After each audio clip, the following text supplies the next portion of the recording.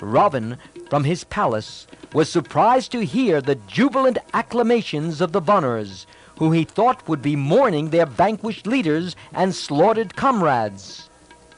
He turned to the Rakshasas standing beside him and asked, "What has happened to make the Vanars so happy? Something strange must have occurred.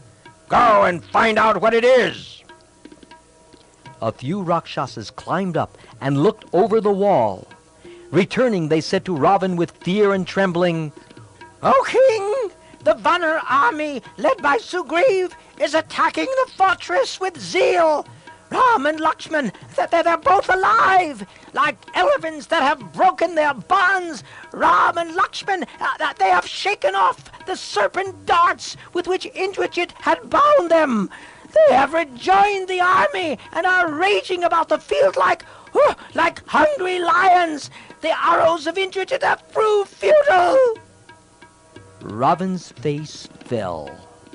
He was filled with anxiety and said, "I marvel at what you say, for no one till now has escaped these arrows. If those weapons were powerless against these men, we are indeed in danger." Then, with an excess of anger, he shouted, "Listen, Dumraksha! Why should I worry when you are here? Get together all the men you want. Go at once! Destroy these two little men and return quickly."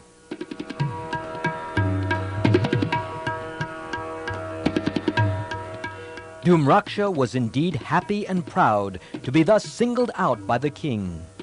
He took a party of warriors and issued out of the fort. Then he came into contact with the group who, under Hanuman, were attempting to enter the western gate. In the battle that ensued, there was great slaughter on both sides. In the end, Dumraksha was slain by Hanuman. A few Rakshasas escaped into the fortress, but most of them lay dead outside. News of this defeat filled Ravana with uncontrollable fury. He hastily summoned Vajradamstra and said, "O bravest of warriors, go without delay and destroy these wicked men." Vajradamstra bowed low before the king, and, followed by a mighty army, sallied out of the southern gate and encountered Angad. The Rakshasas, under the leadership of Vajradamstra, waged grim battle and massacred countless Vanars. And yet the Vanar army stood firm and would not withdraw. Armed with boulders and trees, they killed innumerable Rakshasas. On both sides, the fighting was intense. In the end, Angad and the Rakshasa chief fought hand to hand for a long while. Vajradamstra was then slain, gallantly fighting to the last, and the Rakshasas fled in confusion. The Vanars surrounded Angad and shouted in exultation.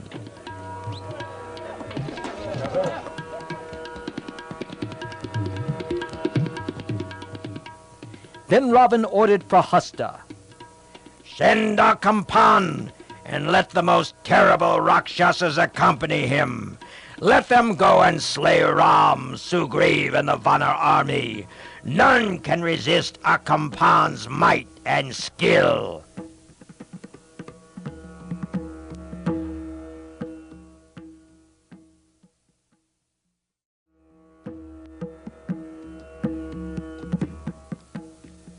Accordingly, Prahasta sent an army of Rakshasas under the leadership of Akampan.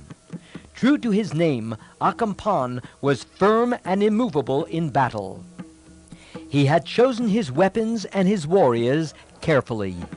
As he advanced, bad omens met him, but neither he nor his followers regarded them. The roar of their challenge rose above the roar of the ocean.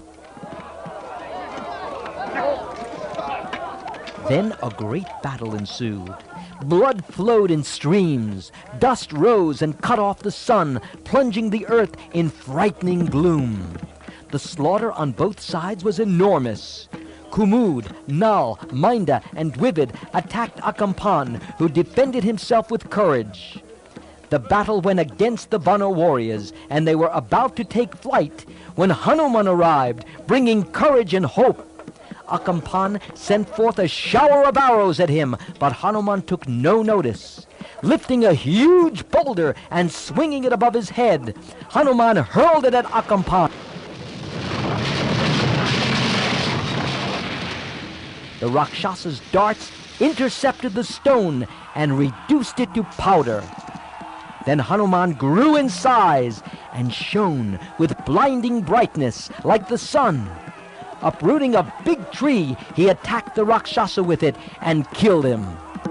The Rakshasa army was smashed like a forest in an earthquake, and the survivors fled in panic from the fatal field that was strewn thick with the dead and spread the dismal news in Lanka. The Vanars surrounded Hanuman and expressed their admiration uproariously.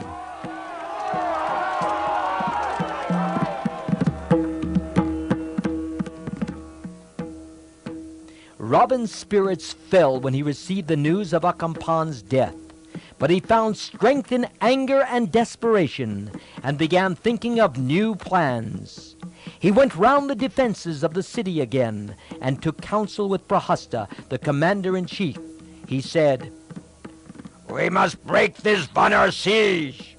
We should lead the whole army and slay the Vanar chiefs. Myself, Kumbhakarna, yourself, Indrajit or Nikumba, one of us 5 should take up the responsibility of leading the army out of the fortress. Are we to be afraid of monkeys? Ha! They used to flee in terror by just hearing the roar of a Rakshasa. They do not know the science of war. They are unskilled brutes. How have they managed to withstand all our attacks?" Prahasta answered humbly, "Things have happened as we foresaw. We respectfully submitted long ago that it would be best to restore Sita and make peace. But I am bound to obey you. I am prepared to sacrifice my life, my family, my all for your sake. I shall lead this fight if such is your pleasure."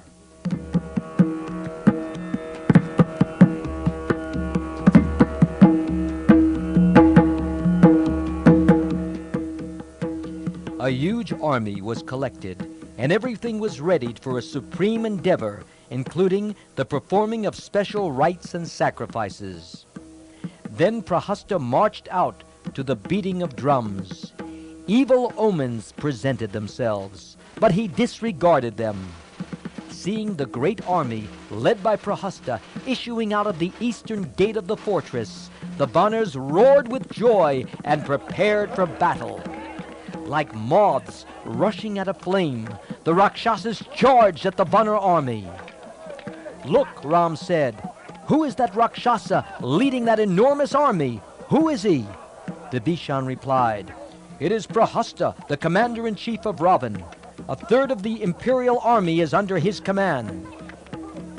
Then there ensued a grim battle between the Vanars, armed with boulders and trees, and the Rakshasas, equipped with swords, spears, bows, and axes. Exchanging showers of stones for arrows, and grappling in death grips at close quarters, both sides fought fiercely, flooding the field with blood.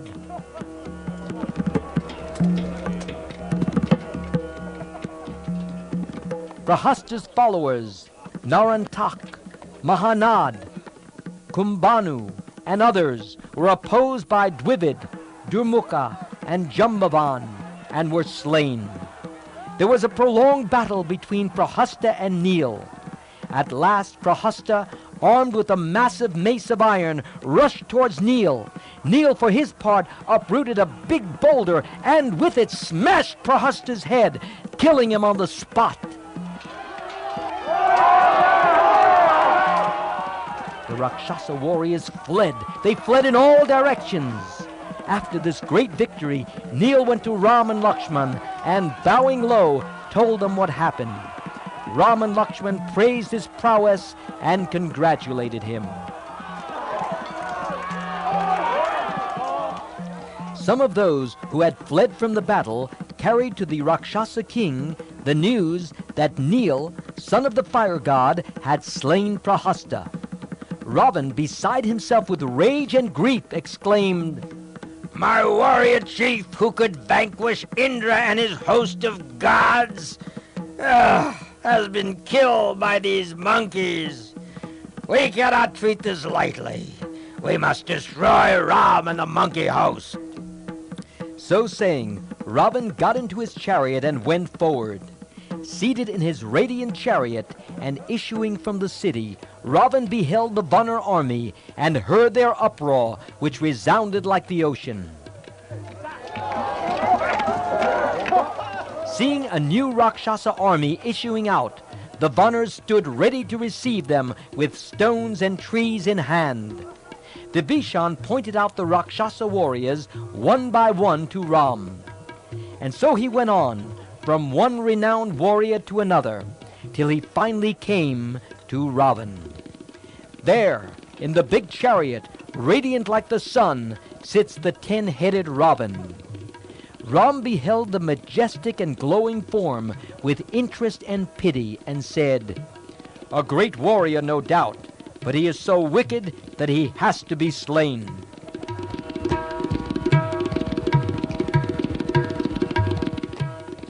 Ravana attacked innumerable Vanaras and laid them low.